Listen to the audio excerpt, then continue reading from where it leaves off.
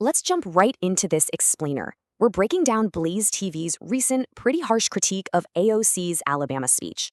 What did he actually say? Well, the hosts heavily scrutinized her rhetoric, basically claiming it was full of misstatements. For context, she was in Alabama talking about redistricting and voting rights after some recent Supreme Court decisions. BlazeTV played clips where she passionately urged northern states, like New York, to step up and support the South. Then, things shifted. The hosts went straight after her vocabulary, questioning her fundamental grasp of the words she used. For example, she called multiple southern states a crucible for justice. The hosts totally mocked this. They asked, wait, can multiple different places all be crucibles at the exact same time? Next up, they highlighted a really confusing phrase she dropped about the ongoing political battles. They pointed out she definitely misspoke, saying opening silo when she clearly meant opening salvo. They had a field day with this, joking she wanted to open a missile silo instead of firing a salvo.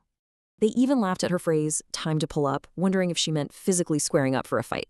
Okay, moving on to their next big critique, the intense physical security around her during the speech.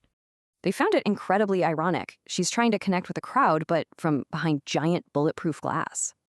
To be fair, the hosts did admit she might actually face real threats that require that kind of extreme security.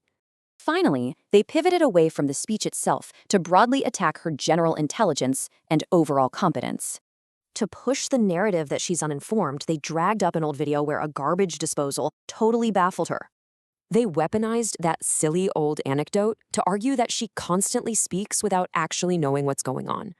And then the segment abruptly flipped from harsh political commentary straight into a promotional sales pitch. Yep, they offered viewers $20 off an annual subscription to support their conservative network. So does hyper-analyzing every single misstep actually uncover the truth, or just fuel our political divide? What do you think?